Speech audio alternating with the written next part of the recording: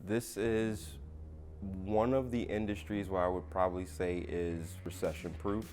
And we have recently found out it is also pandemic proof. We have, just at Climate Pros alone, I can't speak for other competition, but just at Climate Pros, we have probably quadrupled our workload.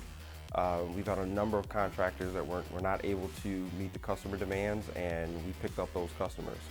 So along with that business, we're going to need more students. It is very hard to find qualified individuals, and I'm coming to ETI to find just that. This is a great opportunity for anyone that is thinking of moving forward in this industry. With the number of baby boomers that are now gone, I have seen it firsthand where we've lost a vast portion of our work staff, and we're bringing in that new wave of student, that new wave of service technician, and it's only going to get better with time.